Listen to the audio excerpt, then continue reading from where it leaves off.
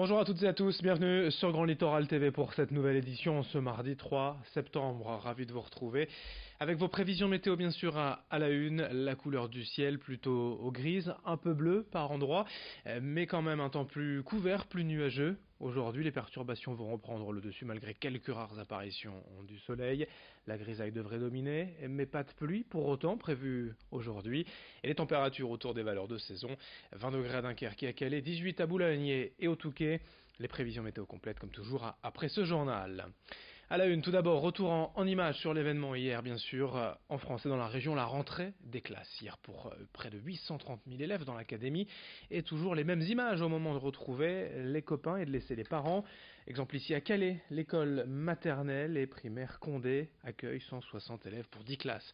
Des travaux ont été réalisés cet été pour accueillir les élèves dans les meilleures conditions possibles, mais forcément vers 8h30 hier matin, au moment de la séparation, certains avaient les larmes aux yeux, d'autres vivaient ce moment plus sereinement. On écoute ainsi cette maman qui déposait sa fille à l'école pour la première fois, plutôt tranquille, au micro de Louis Caillé. C'est nickel, pas stressé du tout. Non? Non. Et Émilie, elle était contente d'y aller ce matin ou un peu? Oh, trop contente. Pourquoi? Retrouver ses copines. Elle est toute seule, fille unique à la maison, donc ça va faire bizarre à la maison, mais bon. On la retrouve au midi, au soir, comme d'habitude. L'actualité également ce mardi 3 septembre à 800, une nouvelle opération de déminage sur la plage pour permettre l'intervention des démineurs professionnels pour sécuriser un ancien pieu Rommel datant de la Seconde Guerre mondiale. Le village de 800 sera entièrement confiné, les habitants bouclés à domicile. Les volets doivent être fermés mais les fenêtres ouvertes pour éviter toute projection d'éclat. Dès 8h jusqu'à 13h, l'opération doit permettre de sécuriser cet engin explosif, ce pieu Rommel. Ce n'est pas la première fois que cela arrive à 800.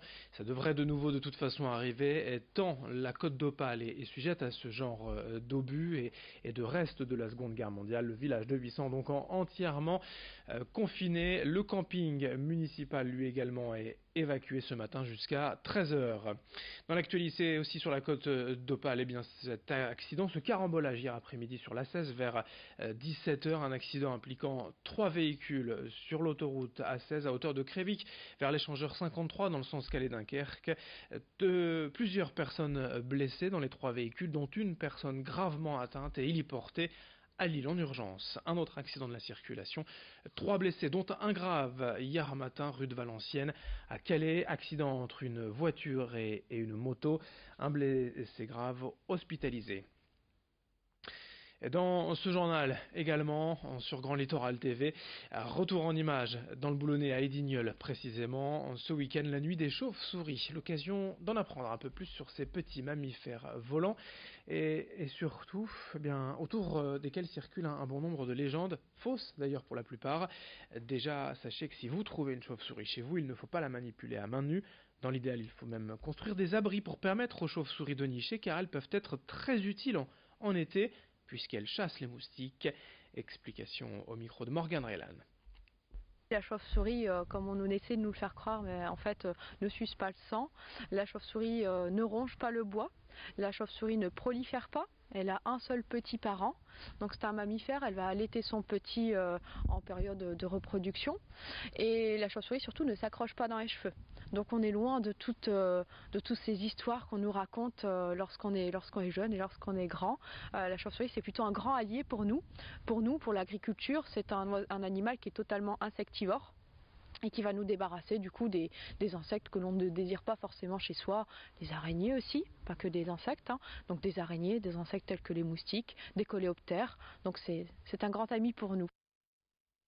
Et puis le grand angle de la rédaction, le portrait du jour, celui d'un garde du corps devenu marchand d'art. Éric Delcourt a protégé quelques célébrités d'Hollywood pendant près de 10 ans avant de revenir dans la région pour ouvrir sa galerie d'art. Son portrait est signé Rémi Desremeaux.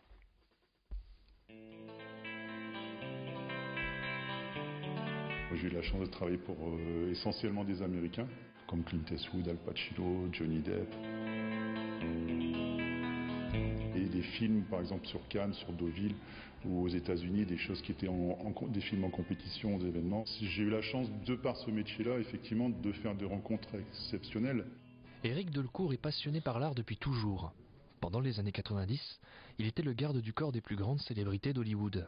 Il protégeait par exemple des dizaines de stars comme Michael Jackson, Sylvester Stallone, Morgan Freeman ou John Travolta. Au fil des années et des rencontres, il noue des liens d'amitié avec plusieurs d'entre eux. C'est pour lui l'occasion parfaite de développer ses connaissances artistiques. J'ai toujours été sensible aux œuvres d'art. Donc le fait effectivement de pouvoir voyager comme ça m'a amené énormément d'ouverture, notamment sur des musées, des fondations, des expositions. J'ai eu la chance, notamment avec Denis Hopper, qui a eu la gentillesse à l'époque de me consacrer énormément de temps et avec lequel j'ai eu la chance de pouvoir faire des visites privées. C'était vraiment quelqu'un de passionné avec lequel j'ai énormément appris. En 2005, Éric raccroche la surveillance et décide de se consacrer à sa passion. Originaire de la région, il s'installe à Lille.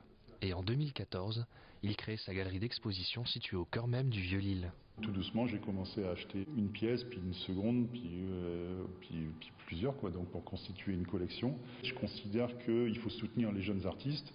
Et aujourd'hui, avec Acide Galerie, c'est le rôle que j'ai, c'est-à-dire que les découvrir, les suivre, les aider. Et ce qui est extraordinaire dans ce métier, c'est effectivement c'est les échanges, c'est la collaboration, c'est monter des projets ensemble, montrer des expositions ensemble, montrer leur réalisation et leur talent, faire découvrir leur talent. Et ça, voilà, ça c'est jubilatoire, quoi. C'est la plus belle chose aujourd'hui. C'est vraiment le leitmotiv de mes journées, quoi. Qu'il soit garde du corps ou galeriste, Éric ne s'est jamais détourné de l'art. Auparavant dans l'ombre des artistes, aujourd'hui, c'est lui qui les met en lumière.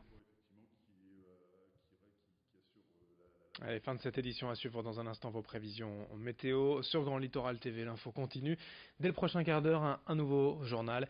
Très belle journée à toutes et à tous.